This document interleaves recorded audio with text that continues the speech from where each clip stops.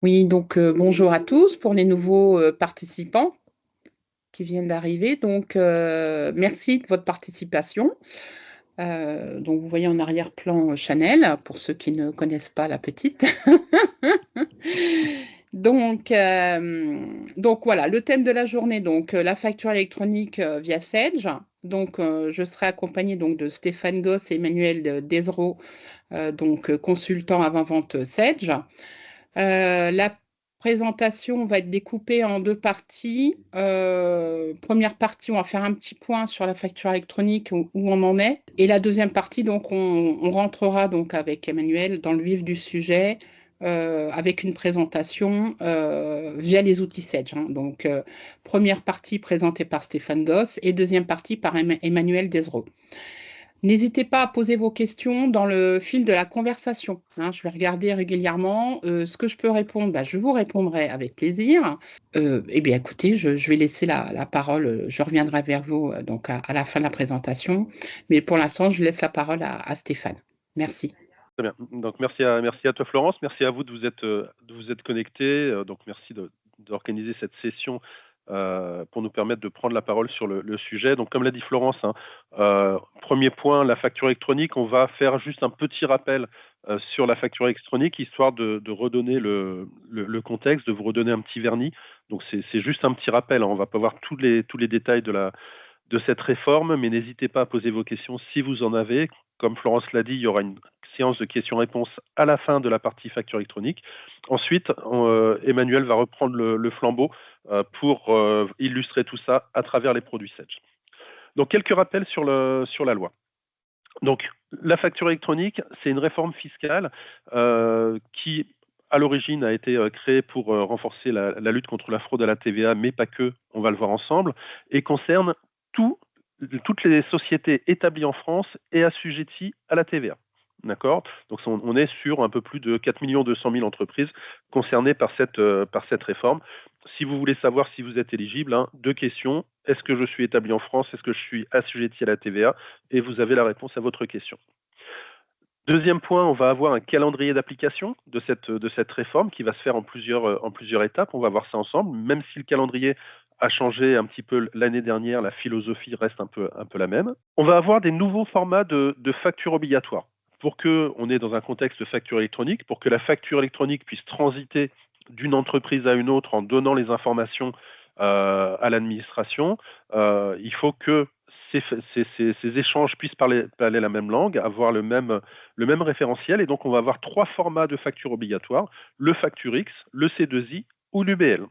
Nouveauté dans cette réforme, avant, il fallait passer par la plateforme publique de facturation pour faire transiter les factures.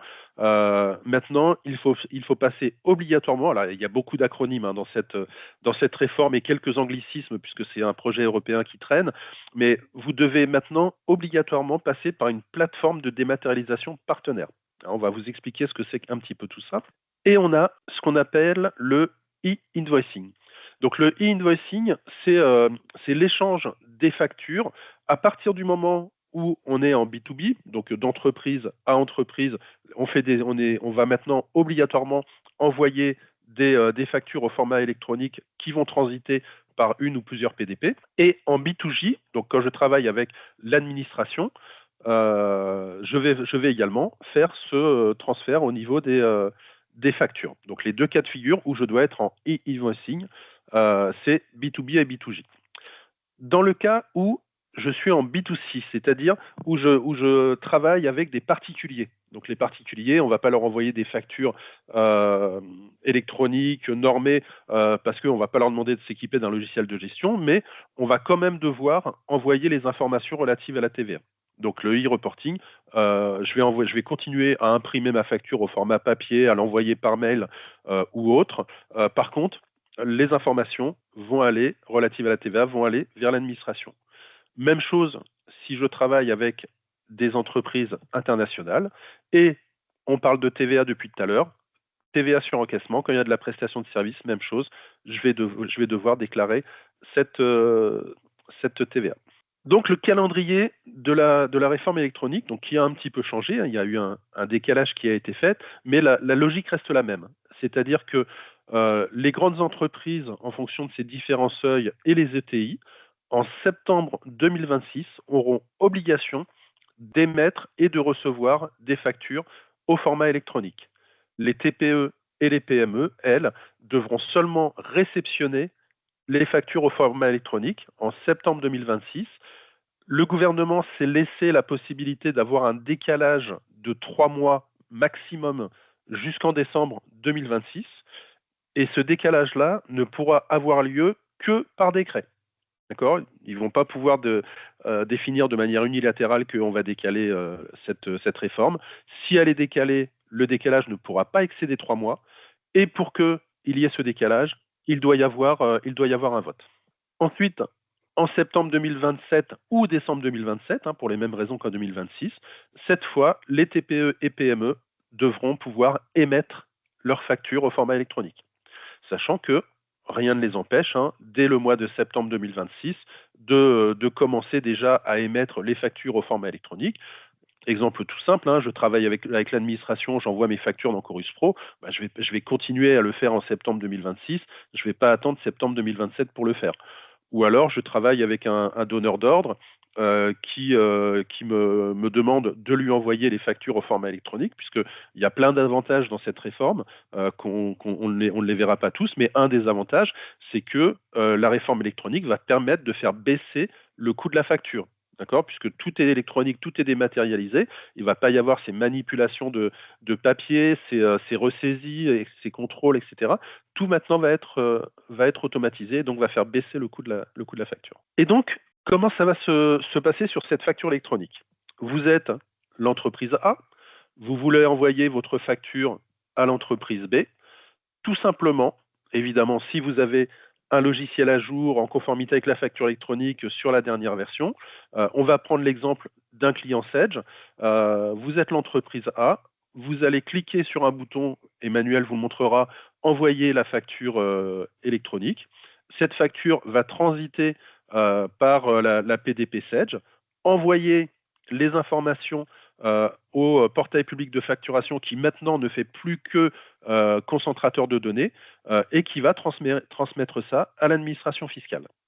Ensuite, deux cas de figure, soit l'entreprise B a le même PDP que vous, la même PDP que vous, et la facture va y aller, soit l'entreprise a une autre PDP, la facture va transiter par la PDP, l'entreprise B a reçu un mail pour se connecter et elle va pouvoir récupérer cette facture. D'accord ? Donc, pour vous ici, tout ce que vous aurez fait, c'est cliquer sur un bouton, transmettre la facture. Alors, évidemment, par rapport à ça, il y a tout un niveau de prérequis qui seront abordés par Emmanuel. C'est la gestion des champs obligatoires. C'est-à-dire que lorsque vous allez envoyer votre facture à l'entreprise B, il y a des champs qui devront être obligatoirement saisis dans votre logiciel. Déjà, pour vous identifier, quel est votre nom d'entreprise, dans quel pays vous êtes, quel est votre numéro sirène, pour que l'entreprise B puisse savoir que la facture, elle vient de vous. Et ensuite, lorsque vous allez envoyer votre facture, il faut que l'adresse, toutes les informations coïncident avec l'annuaire des entreprises qui sera sur le portail public de facturation pour que on puisse savoir que l'entreprise B, c'est l'entreprise Dupont. Des entreprises Dupont, il y en a 300 000 en France. C'est l'entreprise Dupont qui est à Marseille. À Marseille, il y en a 500. Et donc, il faut que je puisse avoir la bonne adresse, le bon numéro SIRET et les 35 champs obligatoires qui doivent être renseignés. Si je travaille avec un particulier, c'est tout simple. Je lui envoie ma facture au format courrier, au format papier, ce que je veux. Par contre, il y a le flux fiscal qui partira, donc le reporting qui partira à l'administration fiscale. Avec tout ça, vous allez me dire, elle est où ma facture ? Est-ce qu'elle est partie ? Est-ce qu'elle est sur la PDP ? Est-ce que le client l'a acceptée ? Et par rapport à ça, on va avoir des statuts obligatoires, des statuts recommandés et d'autres statuts libres. On va commencer par faire un petit focus sur les statuts obligatoires. La facture a bien été déposée, donc c'est moi qui l'ai déposée, donc je sais, on a une traçabilité dans la facture électronique que la facture a été déposée par la société X le 20 avril à 17h34. Ensuite, la facture a été rejetée. Là, on parle d'un rejet informatique. D'accord, donc là, c'est la PDP qui automatiquement refusera la facture parce que les champs obligatoires n'ont pas été renseignés, il n'y a pas le numéro sirène, je ne sais pas à qui envoyer la facture, je rejette informatiquement la facture. Ensuite, on va avoir le refus du client. Donc là, c'est le client qui vous informe que la facture est refusée. Le montant n'est pas bon, j'ai été livré, il y a eu de la casse, c'est pas en conformité avec ce que j'ai demandé. Voilà, tout ça, là, on est sur un refus commercial. Et TVA sur encaissement toujours, la facture a été encaissée. Donc là, ce sont les champs que vous trouverez obligatoirement sur la plateforme de dématérialisation partenaire. Ensuite, on va avoir d'autres champs. La facture a été déposée, émise par la plateforme, reçue par la plateforme, mise à disposition du client, qui l'a pris en charge, qui l'a approuvé partiellement, totalement, en litige, suspendu, complété. Tous ces champs-là vont vous permettre d'avoir une traçabilité très fine de la facture. Et même chose, hein, toujours dans la partie point positif de la réforme, c'est que aujourd'hui, lorsque vous envoyez votre facture, que la facture est à 30 jours et au bout des 30 jours, vous demandez à votre client de régler la facture, bah, il va vous dire je l'ai pas reçu, il y a eu une erreur. Et donc pendant ce temps-là, vous devez lui renvoyer la facture, vous avez perdu 30 jours, il y a encore du temps qui va se passer avant de lui renvoyer toutes les informations. Et pendant ce temps-là, c'est de la trésorerie qui court. Là, avec ce cycle de vie, vous déposez votre facture et vous allez savoir tout de suite, la facture est mise à disposition en 24 heures au client qui va pouvoir dire tout de suite est-ce qu'il l'accepte, la refuse, la met en litige ou autre. Ça va vous permettre de pouvoir réagir tout de suite. Il a refusé la facture, pourquoi et dans ce cas-là, vous pouvez lui renvoyer, faire un avoir, lui renvoyer une facture, enfin le cycle de vie classique d'une facture, mais on est plus réactif par rapport à ça. Alors par contre, ne me faites pas dire ce que j'ai pas dit, hein. Un mauvais payeur restera toujours un mauvais payeur. Il va pouvoir, comme aujourd'hui, dire que aujourd'hui, il peut dire par exemple que la facture est dans ses spams. Là, il va pouvoir dire qu'il n'a pas eu le temps de se connecter sur la PDP, qu'il n'a pas vu passer le mail. Voilà, il y a rien qui l'oblige. Par exemple, je lui ai envoyé la facture le 1er mars. Je le relance le 2 mars. Rien ne l'oblige le 2 ou 3 mars à dire qu'il a pris en charge la facture. Donc il peut toujours jouer avec ça. Donc voilà. Donc très rapidement, un survol rapide de ce qu'est la facture électronique. Est-ce que vous avez déjà quelques questions par rapport à ça, Pour Florence? l'instant, j'ai aucune question, hein, pour l'instant, donc tout est clair. C'est Tu es parfait, c'est que parfait. tout le monde. Alors, Tu es c'est surtout parfait, en fait. c'est surtout eux qui sont parfaits. Ils ont peut-être participé à ta dernière session sur la facture électronique où on était allé plus dans le détail. C'est ça. Mais c'est vrai que maintenant, il y a eu pas mal de sessions là-dessus et tout le monde Alors j'ai quelqu'un maîtrise un qui peu le lève. sujet. Alors, question concernant les flux EDI, invoice, est-ce qu'ils doivent passer par une plateforme spécifique? La facture électronique doit passer obligatoirement par une plateforme de dématérialisation partenaire. Donc, il y a 82 PDP qui sont en cours de référencement. Donc, alors, par défaut, j'ai oublié de le dire et merci d'avoir posé la question, par défaut, dans votre contrat Sedge, vous avez accès à la PDP Sedge, à Sedge Connect. Emmanuel va vous le montrer tout à l'heure. Par défaut, vous êtes connecté à Sedge Connect. Vous n'avez rien à faire hormis être sur la dernière version de votre outil Sedge. Tout ça, c'est inclus dans votre contrat de maintenance. Je vais mettre un petit bémol quand même, puisque lorsque le portail public de facturation devait prendre en charge toutes les factures, nous, on avait décidé de tout faire gratuit. Maintenant que le portail public de facturation ne sert que de transit pour les informations relatives à la TVA, toutes les PDP vont recevoir toutes les factures. Donc nous, on a décidé de faire payer un petit quelque chose aux clients, mais sans pénaliser notre base. Donc on est parti du principe que que ça sera gratuit pour 95% de nos clients. C'est-à-dire qu'on a défini un seuil, de mémoire, Manu me confirmera ça, de mémoire, c'est 12 000 factures à l'année, 1000 factures par mois. Donc ça veut dire que la grande majorité de nos clients ne paieront pas la facture électronique. Ce sont juste ceux qui utiliseront beaucoup cette PDP qui paieront une petite partie. Et de mémoire, les montants sont pas monstrueux. Oui. Juste une dernière petite question. Comment se fait le paiement des factures? Alors, il y a plusieurs cas de figure par rapport à ça. Donc, le paiement des factures peut se faire de manière. En fait, ça dépend. Si vous avez la comptabilité Sage, si vous avez une autre comptabilité, si la comptabilité est gérée par un expert comptable, il y a plusieurs cas de figure. Si vous avez la comptabilité Sage, ben, à partir du moment où vous enregistrez le règlement dans la comptabilité Sage, il y a un flux qui va partir directement sur la PDP qui dit que la facture a été réglée, ça a été encaissé ou autre, ça c'est géré. Ensuite, si vous gérez votre comptabilité ailleurs, chez un expert comptable par exemple, il faudra aller sur la PDP et changer manuellement le statut de la facture en disant que la facture a été payée ou encaissée.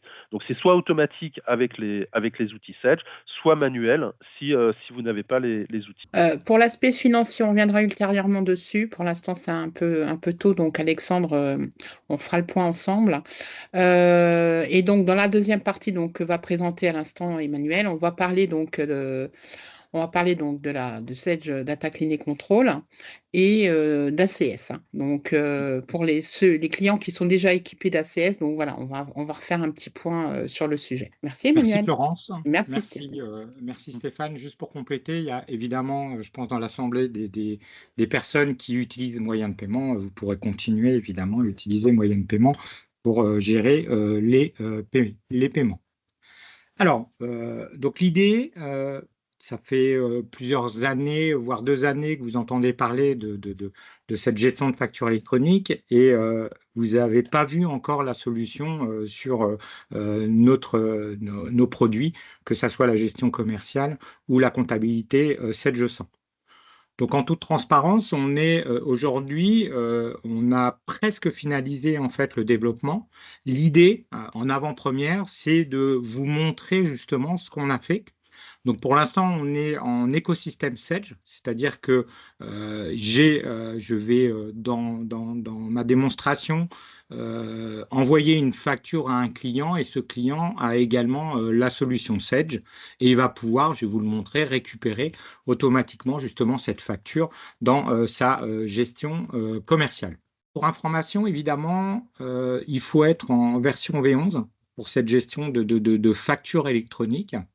Et nous avons intégré sur cette version en fait un outil de mise en conformité de 7G100. Donc dans un premier temps, pour pouvoir anticiper par rapport au calendrier que vous a montré Stéphane, cette facture électronique, certains d'entre vous, je pense, vous avez beaucoup de tiers, hein, que ce soit des clients et des fournisseurs, et on met à votre disposition un outil qui va vous permettre de checker en fait les incohérences avec les champs obligatoires qui vont manquer au niveau de vos fiches tiers et de pouvoir les corriger.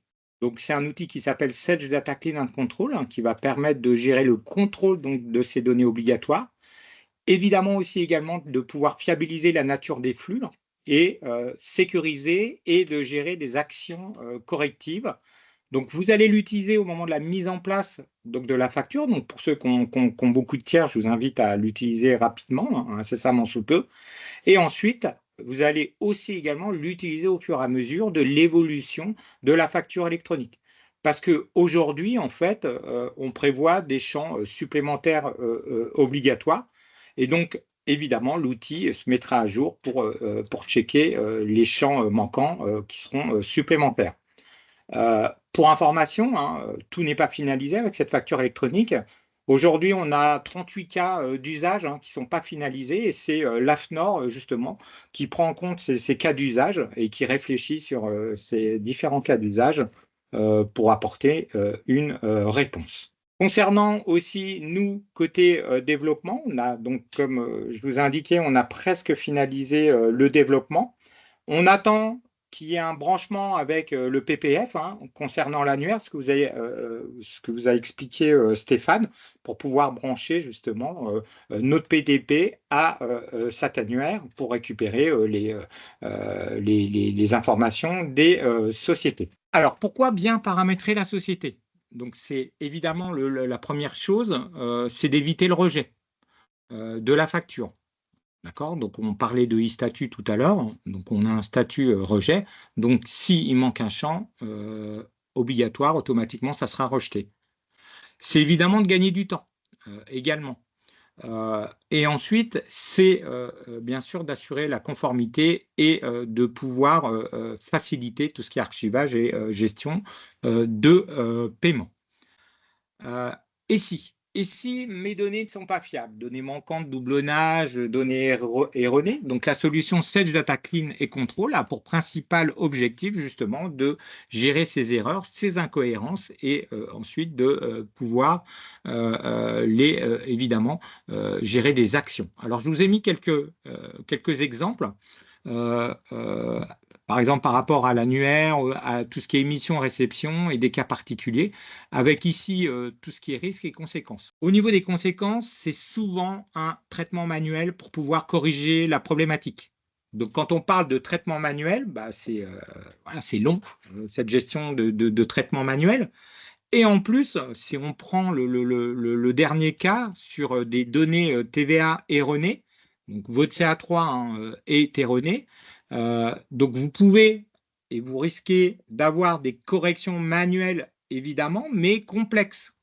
Et puis, vous savez que la notion de facture électronique, la priorité, c'est cette fraude à la TVA, que l'administration fiscale va avoir ces différents montants, c'est en décade par mois, d'accord, au niveau de cette gestion de TVA. Et donc là, vous êtes dans l'éventualité d'un contrôle fiscal accru si justement il y a des incohérences au niveau de vos différents paramétrages. Pour information, la plupart d'entre vous, je ne sais pas si vous êtes en version V11, mais en tout cas, Sage, nous avons choisi une notion de TVA sur registre de taxes spécifique. Alors, je pense que la plupart d'entre vous, vous ne l'utilisez pas. Et donc, votre partenaire A2F va évidemment vous accompagner dans cette gestion de registre de taxes au niveau de la TVA. C'est ce modèle qui a été choisi pour la facture électronique au niveau de la récupération des données de TVA liées à l'administration fiscale. Alors, donc Data Clean and Control, il va contrôler, il va sécuriser et gain de productivité. Alors, ce que je vous propose, je vous fais dans un premier temps, là, sur la partie productivité, un contrôle en masse, d'accord? Et après, je vous parlerai des autres points. J'ouvre, peu importe, il est présent en comptabilité, en gestion commerciale. Là, je suis sur ma gestion commerciale. Sur la partie structure, je vais choisir, par exemple, les clients, peu importe. Et ici, vous avez l'assistant de mise en conformité. Donc là, c'est un assistant, donc vous cliquez sur suivant, etc. On vous indique le c'est quoi, les prérequis, l'analyse. Donc ici, vous avez une cartographie des données contrôlées. Donc ça, c'est intéressant. Vous voyez, je clique dessus et en fait, on vous explique tout ce que l'outil va contrôler. Donc ici, vous voyez, j'ai les différents contrôles effectués par l'outil. Ensuite, je reviens sur mon assistant. Ici, en fait, vous avez la possibilité, alors je prends les deux dernières lignes, parce que la première, c'est plus lié à l'ANC, c'est le contrôle du paramétrage des tables, des paramètres société et le contrôle des cohérences des comptes tiers actifs. Donc ici, vous avez la possibilité de filtrer, en fait. Bon, est-ce que je veux contrôler tous mes tiers ou de tel compte à tel compte? Vous avez également la possibilité de traiter des tiers. Imaginez, vous n'avez pas travaillé depuis 2 ans avec les tiers. Donc, posez-vous la question, est-ce que ça vaut le coup? Je ne serais peut-être pas amené à travailler avec eux. Est-ce que ça vaut le coup de contrôler justement leurs fiches tiers? Et dans ce cas-là, ici, vous pouvez indiquer un traitement unique des tiers mouvementés avec une date de début. Donc, une fois que vous avez effectué vos filtres, vous avez l'assistant. Donc, comme j'ai mis en même temps les deux, donc vous avez les tiers et derrière, vous avez les paramètres de votre société. À gauche, vous voyez, je retrouve les différents paramètres. Je vois qu'il y a des problématiques sur les modes de règlement, taux et taxes, etc. Je trouve exactement l'élément problématique et ici, vous avez une colonne statut FE avec des couleurs. Donc, je m'adresse à ceux qui ont qui ont leur permis de conduire. On a mis des couleurs orange, rouge et vert. Donc, la couleur orange, la différence, alors il y a une subtilité entre la couleur orange et la couleur rouge. Concernant la couleur orange, en fait, on vous indique que c'est un champ obligatoire, mais par contre, le logiciel ne sait pas si vous l'utilisez ou pas. Donc ici, par exemple, sur la première ligne, vous voyez, j'ai le mode de règlement, donc le virement. Il me dit que le code EDI de ce mode de règlement doit être obligatoirement renseigné si utilisé. Donc du coup, c'est pour ça qu'il vous l'a mis en couleur orange. Si c'était forcément utilisé, vous l'aurez mis en couleur rouge en disant attention, c'est vraiment un champ obligatoire. Alors moi, je l'utilise, la notion de virement. Donc il suffit de directement cliquer dessus. Il vous amène sur les paramètres justement des modes de règlement. Et là, vous allez sélectionner virement. Et là, vous apercevez évidemment que le code EDI n'est pas présent. Donc là, j'enregistre mon code EDI, d'accord. Et ensuite, une fois que j'ai enregistré, vous voyez, maintenant, on passe en couleur verte. Ça veut dire que la prochaine fois, quand je vais indiquer de confirmer les paramètres société, évidemment, le mode de règlement virement n'apparaîtra plus dans cette liste. Donc là, vous avez ce point-là. Ensuite, vous avez la gestion des tiers. Donc, concernant la gestion des tiers, donc même logique, ici, vous retrouvez les noms de vos tiers. Vous avez également une colonne avec le statut de la facture électronique et le motif de l'incohérence. Donc là, vous voyez, j'ai pas mal de rouge. Et notamment, vous voyez, je retrouve ici comme quoi le SIRET est obligatoire, le pays du tiers est obligatoire, l'identifiant TVA est obligatoire pour une entreprise assujettie à la TVA hein, qui est dans l'UE, évidemment. Hors UE aussi, assujettie à la TVA.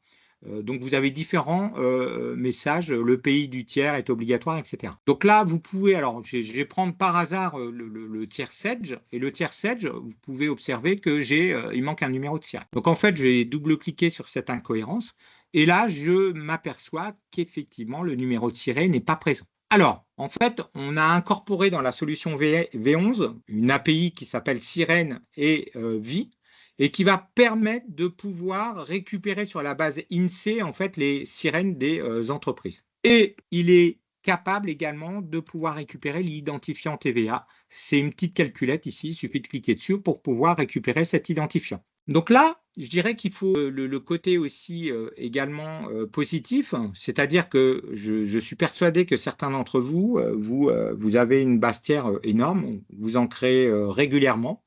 Et quand vous en créez, vous allez ici mettre l'intitulé, d'accord, le compte tiers, l'intitulé, l'abrégé, etc. Et vous allez saisir l'adresse, le code postal, la ville, etc. Donc là, l'idée, c'est justement d'éviter de saisir cette gestion d'adresse, de code postal. Et donc, on vous a mis, alors, des Sedge, il y a beaucoup d'entités. Donc, je vais juste mettre sur notre siège social hein, pour filtrer. Donc là, je vais mettre Garenne-Colombe. Donc là, il va me récupérer la Garenne-Colombe. Elle est là, 92. Donc, j'ai filtré sur ce tiers-là. Et ensuite, vous avez des petits ici. Vous voyez. Donc là, il suffit de cliquer sur le petit i. Là, il va aller interroger la base INSEE. D'accord. Et là, il va vous proposer justement les sociétés avec le nom Sedge. Donc là, vous voyez, hein, je peux avoir la deuxième ligne, c'est le Sedge Marion. Parce qu'il y a le mot Sedge. Donc évidemment, nous... on est situé hein, sur la Garenne-Colombe, 10 places. Je vois que c'est la première ligne. Il suffit juste de cocher, de cliquer sur OK. Et là, donc, il m'a rempli évidemment l'adresse, le code postal. Bon, j'avais mis en amont la ville, mais j'aurais pu très bien ne pas la mettre. Et puis, il vous a indiqué ici le numéro de SIRET et le code NAF. Et ensuite, vous avez juste à cliquer sur la petite calculette. C'est un algorithme qui va vous permettre de calculer l'identifiant TVA.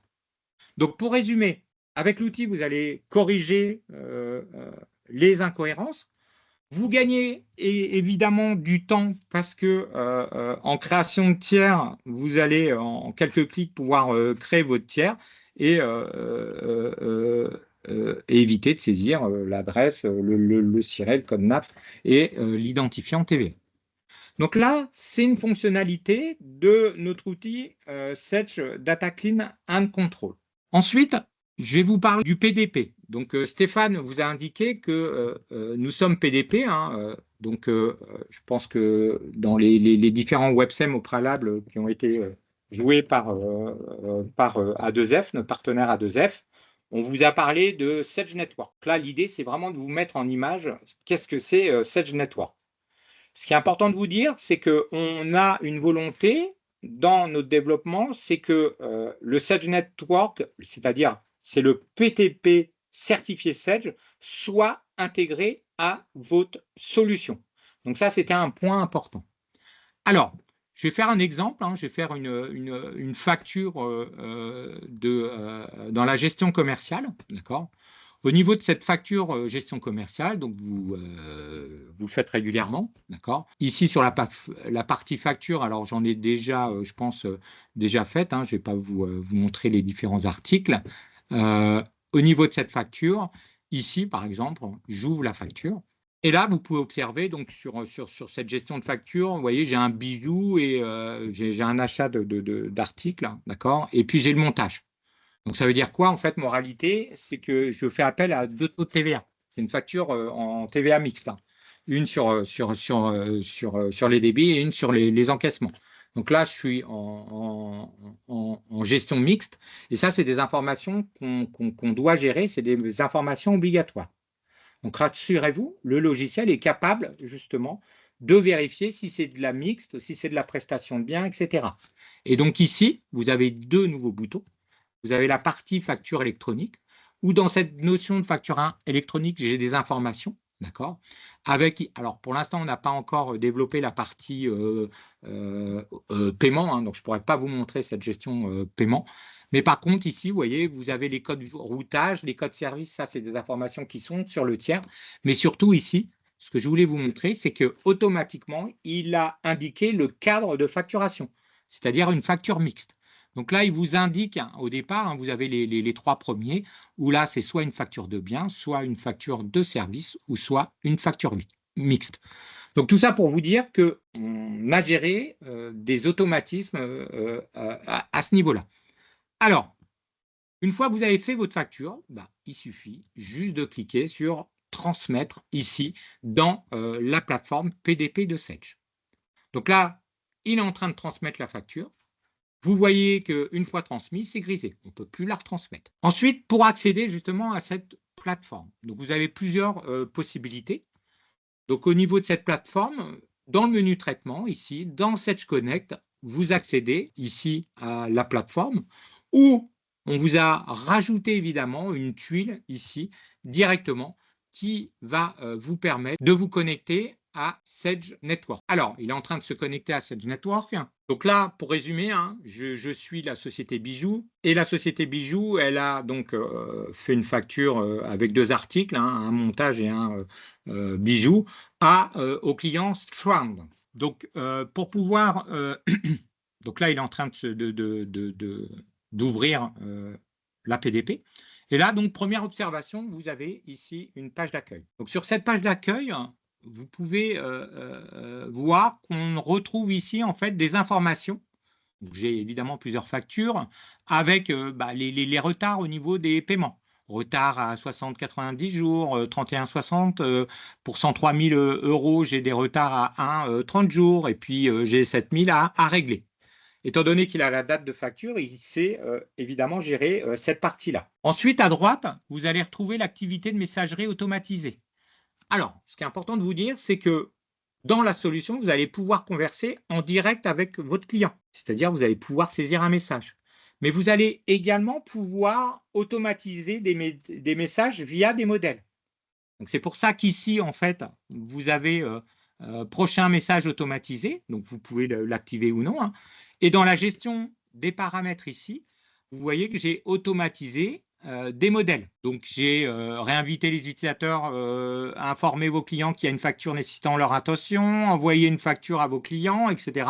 Donc, automatiquement, vous allez avoir un message qui va partir à votre client. Vous avez également, vous voyez, envoyé un rappel de paiement en retard à vos clients. Donc là, si je clique par exemple sur cette gestion-là, ici, c'est là où je vais indiquer si je veux automatiser ou pas, par le petit bouton. Et là, j'ai mon modèle. Et dans mon modèle, en fait, vous pouvez rajouter des modèles comme vous désirez. Et vous avez soit des tags, ce qu'on appelle, où là, vous retrouvez les champs pour pouvoir récupérer les informations depuis cette gestion-là. Donc là, je reviens sur la partie accueil. Ensuite, vous avez ici un onglet qui s'appelle Mon Network. Donc là, c'est votre écosystème et notamment vos tiers, que ce soit clients ou fournisseurs qui vont être présents sur cette liste-là. Donc là, si je vais prendre mon tiers ici, donc là, ici, vous pouvez voir, je peux converser directement. J'ai la partie message, je vais pouvoir saisir des messages. Si j'ouvre ce tiers-là, par défaut, vous allez avoir ici des informations comme le contact principal. Et j'ai des sous-onglets où là, j'ai retrouvé la partie contact, où non seulement j'ai le principal, mais je peux ajouter des contacts. Donc là, vous voyez, j'ai d'autres contacts. Et ensuite, j'ai la partie transaction. Donc là, c'est uniquement la transaction pour ce tiers-là, où je vais retrouver ici les différentes transactions avec les différentes factures. Vous pouvez évidemment ici observer qu'on va retrouver le statut, la vie de la facture, déposée, approuvée, refusée, etc. Et j'ai la possibilité, vous avez une notion d'export dans Excel, c'est-à-dire que vous pouvez filtrer, par exemple, sur le statut ici, où je vais filtrer pour ce champ et je veux dire, je vais voir ici uniquement, je veux avoir que celles qui ont été rejetées et ensuite j'exporte dans Excel. Donc très simple au niveau de cette utilisation. Donc là, je suis dans la partie transaction, mais que pour ce tiers-là. Après, tout en haut, vous avez la transaction, mais pour l'ensemble de mes tiers. Donc là, je suis sur la partie facture client, d'accord, mais j'ai également facture fournisseur. Et là, je vais retrouver toutes les factures concernant les différents clients. Alors, maintenant, je vais changer, je vais me mettre à la place du client. Donc là, j'avais fait une facture pour le client Strun.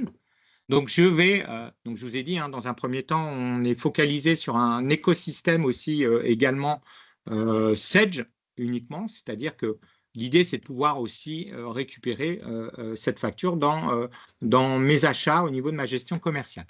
Mais donc ici, sur la plateforme, si le PDP, c'est celui de Sedge, donc ici, dans la partie, donc là, il se connecte, dans la partie boîte de réception, je vais évidemment récupérer la facture Bijou vient de m'envoyer. Au niveau de cette facture, donc j'ai la possibilité ici, évidemment, de pouvoir également, donc là, vous avez la partie à vérifier, et ensuite, je vais pouvoir, en fait, approuver ou refuser la réception de la facture. Donc là, il va changer de statut, ça veut dire qu'il va prendre un statut de prise en charge. Et évidemment, la société Bijou, elle va être au courant que son client a bien pris en charge, a bien réceptionné la facture. Donc, ça évite tout débat en disant « mais je n'ai jamais reçu votre facture », etc. Donc là, évidemment, on a une prise en charge de cette gestion de facture. Donc là, vous pouvez observer que j'ai un trombone sur la facture également. Donc, j'ai un aperçu possible de la facture avec la possibilité de télécharger ou d'imprimer cette facture. Alors, l'idée, évidemment, autour de la facture électronique, c'est vraiment le maître mot, c'est la dématérialisation. Et ensuite, si je clique sur une facture, je vais ici retrouver l'aperçu de document. Et là, je suis dans la partie donc réception. Je vais approuver, pas la facture, mais approuver la réception de la facture. Et quand je clique sur approuver la réception en fait de la facture, il va aller dans la partie ici accepter et au niveau du statut, il va changer de statut et ça va être un statut de prise en charge. Évidemment, ce que je vous ai montré, c'est une approbation de la réception. Vous pouvez le faire en mode industriel.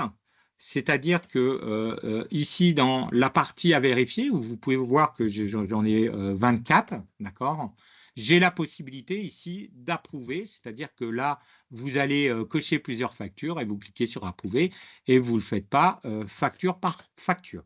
Maintenant, je vais partir dans la partie transaction et donc dans la transaction, ici, sur mes factures fournisseurs, je vais retrouver ici la facture. Au niveau de cette facture, en fait, je vais peut-être prendre cette facture-là, d'accord? Donc, je clique sur cette facture-là. Et là, maintenant, je vais approuver la facture. Donc ici, je peux approuver la facture ou, dans plus d'options, je vais pouvoir approuver partiellement, contester, suspendre ou évidemment refuser cette facture. Donc là, j'approuve cette facture. Évidemment, j'ai ici la possibilité de gérer une date de paiement prévue, facultative, d'accord. Et ensuite, je clique sur « Approuver la facture ». Alors, je l'ai fait sur la facture. Vous voyez qu'elle a un statut maintenant, elle est passée en statut approuvé, d'accord. Mais je peux évidemment gérer des approbations également comme la boîte de réception en masse au niveau de cette approbation concernant cette facture. Et puis ici, vous avez une partie historique qui est intéressante, où là, directement, vous voyez, je vois ici, en fait, le cycle de vie de la facture. En attente, approuvé, prise en charge, mise à disposition, déposée, etc. Avec, évidemment, redaté, la date des différents statuts. Donc là, je vous ai parlé de je dirais, la partie sortante. Maintenant, je vais vous parler de la partie entrante. Donc, au niveau de cette gestion de partie entrante, donc je vais retourner dans la gestion commerciale et au lieu d'être Bijou, je suis évidemment le client Strun.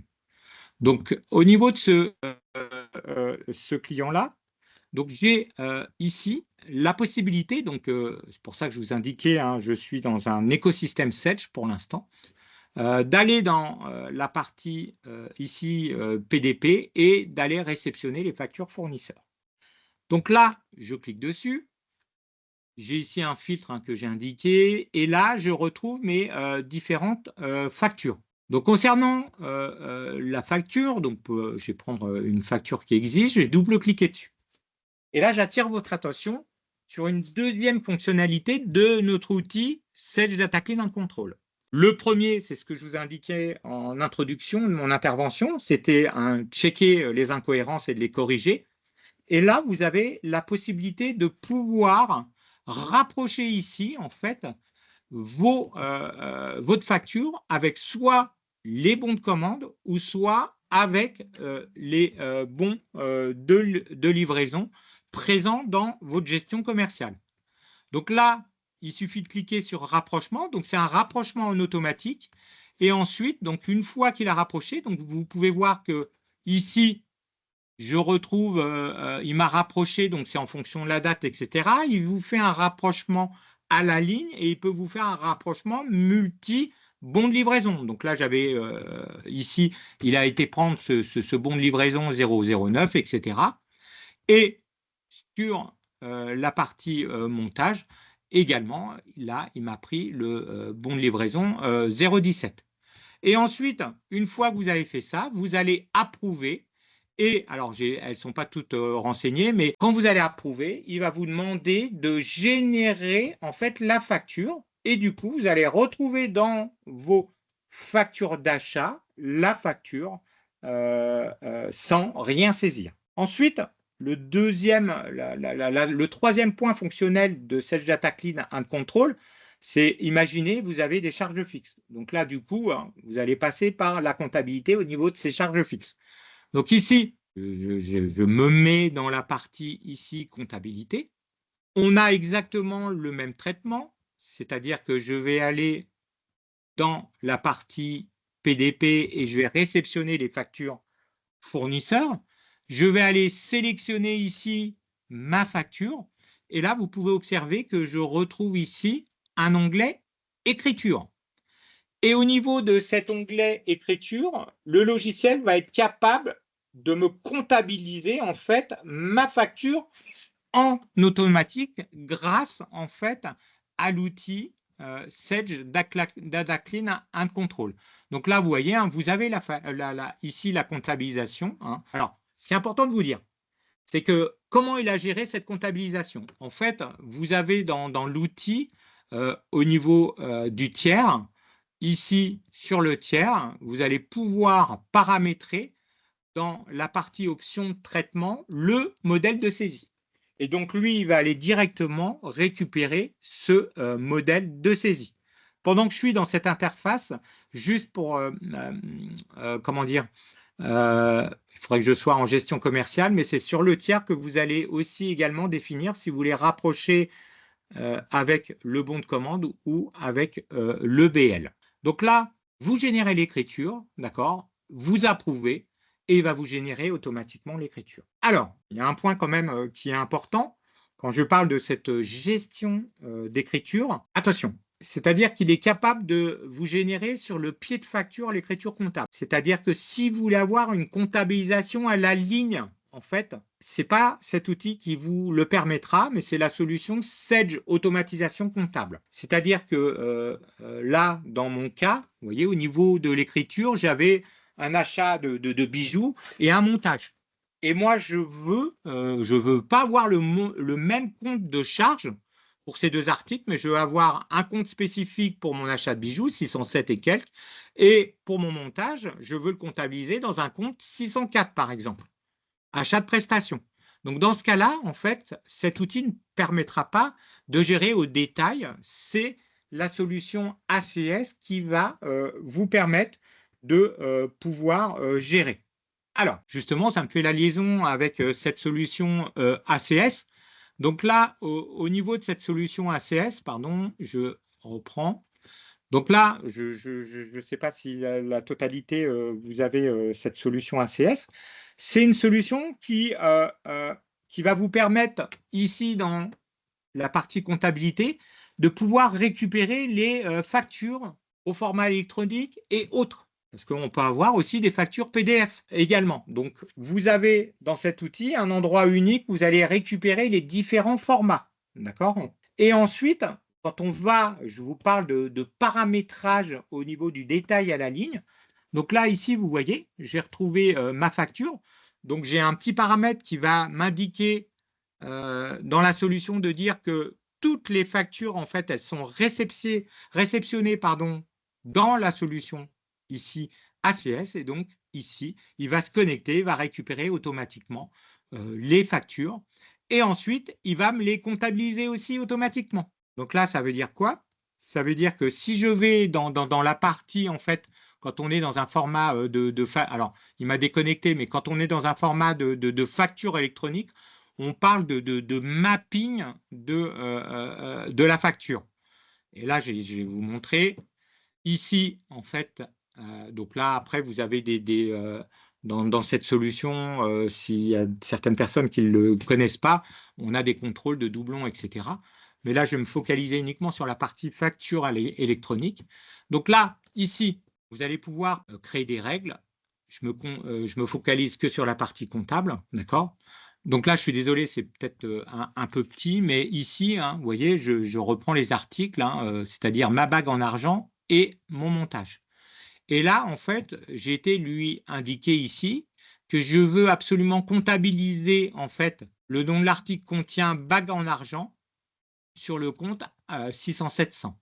Et si le nom de l'article contient un montage bijoux, pardon, je veux le comptabiliser dans un compte 604 000 achat de prestations. Ensuite, on peut le gérer aussi sur la partie analytique. Hein. Si vous avez une comptabilité analytique, on est exactement dans la même logique. Donc, pour résumer, si vous avez ce besoin de comptabilisation à la ligne, c'est forcément ici la solution Sage Automatisation Comptable qui va répondre à ce besoin-là. En plus, au-delà de ça, si je compare avec notre fonctionnalité de Sage Data Clean and Control, parce que dans la solution ACS, on peut également faire des rapprochements avec des bons de commande en temps réel et des BL. Vous avez également dans la solution la possibilité de gérer des workflows de validation. Chose qu'on ne fait pas aussi avec la solution Sage Data Clean and Control, il n'y a pas de workflow de validation.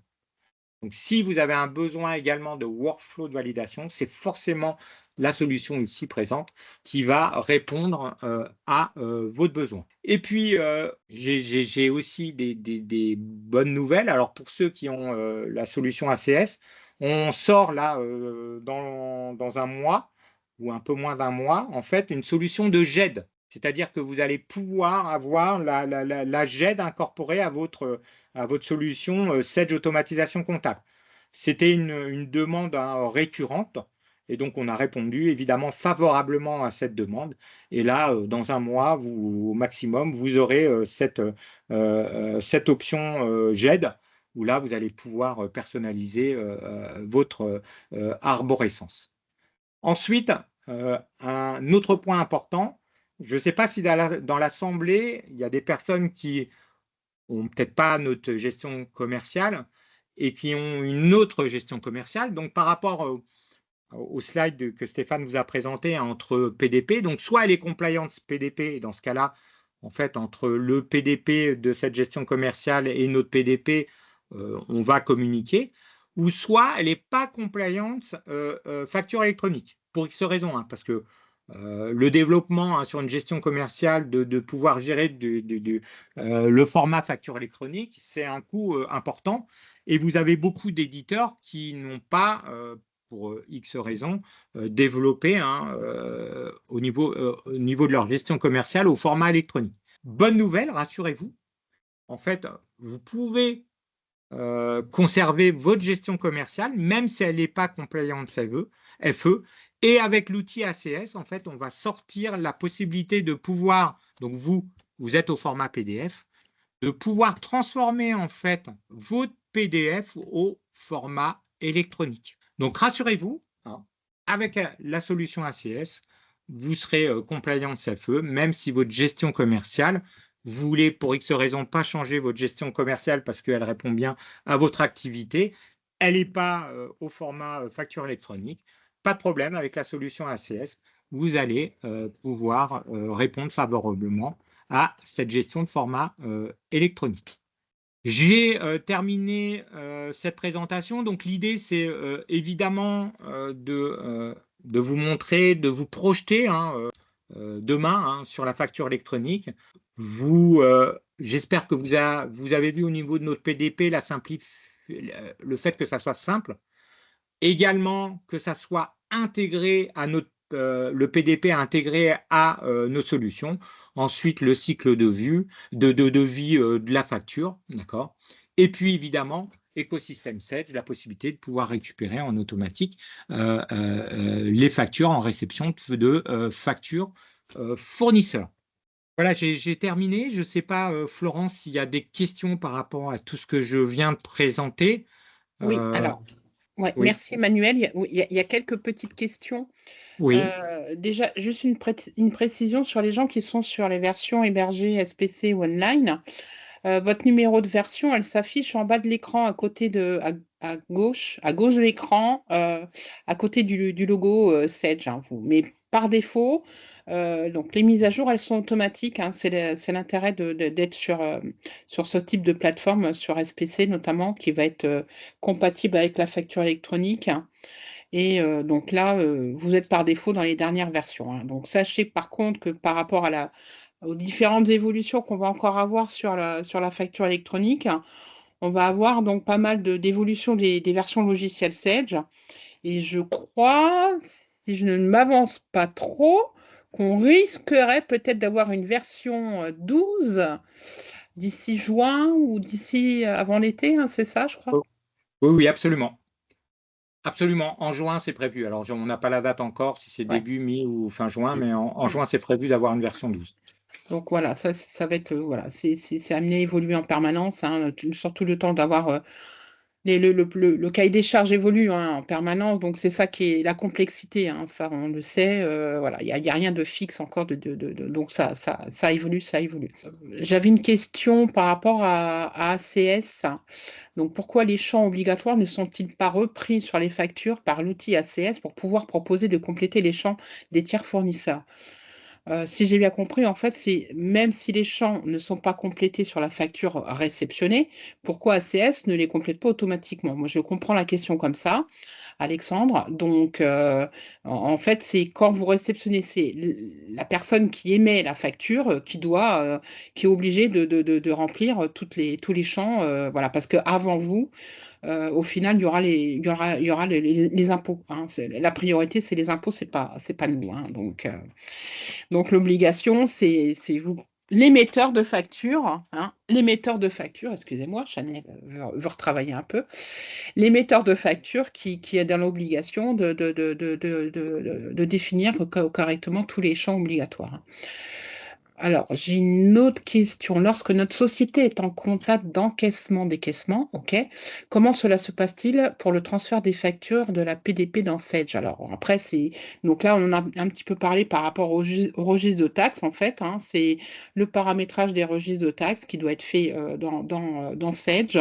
Et c'est ça qui va nous permettre de dire, bah, votre TVA, elle est sur les encaissements ou les décaissements, suivant le sens, effectivement. Et ça sera transmis aux impôts en fonction de ces registres. Vous me corrigez les garçons si j'oublie quelque chose. C'est parfait, Florence. Comme d'habitude. Voilà. J'avais une question par rapport à Sage Data Clean et Control et l'analytique. C'est vrai qu'on est passé après sur ACS, mais l'analytique aussi est paramétrable sur Sage Data Clean et Control. Il reprend ouais. excuse-moi, il reprend si vous avez associé une grille de ventilation sur un compte et tout ça, il la reprend évidemment. Voilà, tout à fait. Ça reprend ce qui est préparamétré au niveau de votre compte comptable. Voilà. Pour les gens qui ont une gestion commerciale autre que Sage, il y aura la possibilité via ACS de transférer sur la PDP Sage les factures PDF et qui seront converties au format électronique. Peut-on avoir deux PDP, par exemple, une PDP Sage pour les fournisseurs et une PDP autre pour les clients? Oui.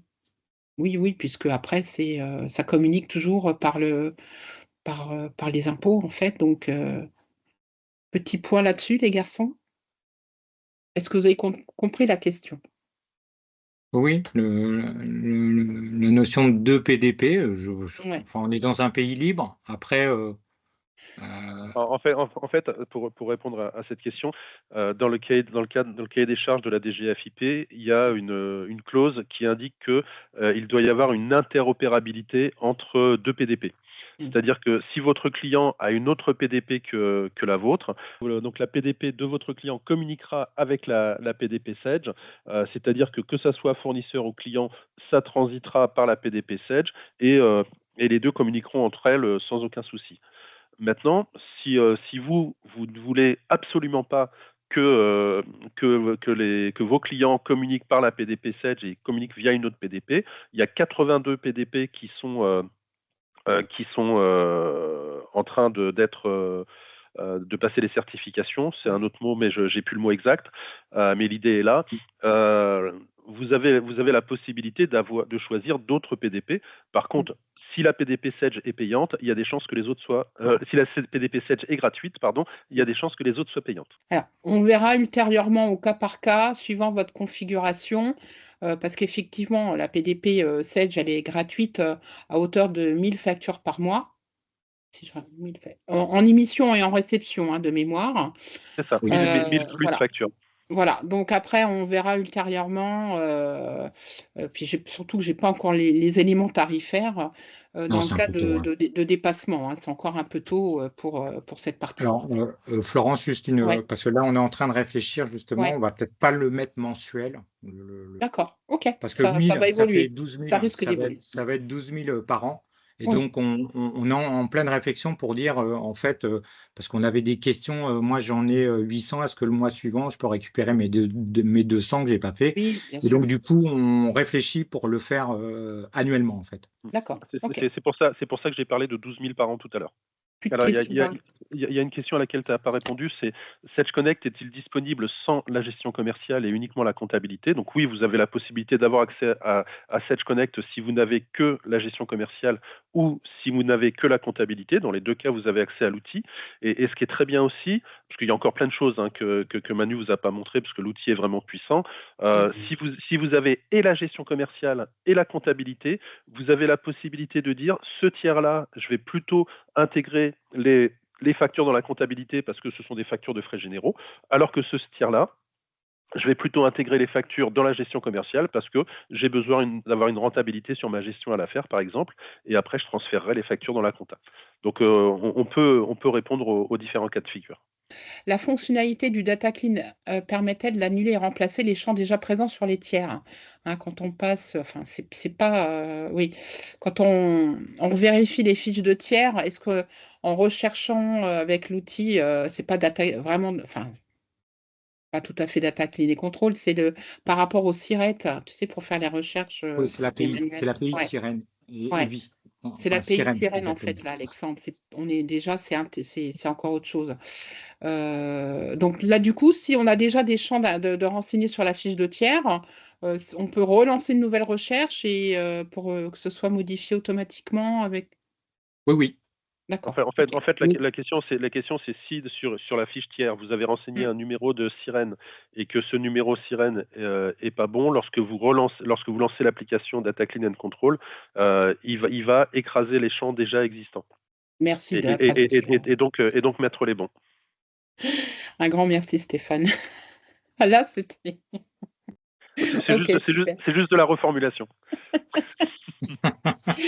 Bon, bah, c'est ce côté blondeur qu'on apprécie chez moi, donc voilà. Voilà.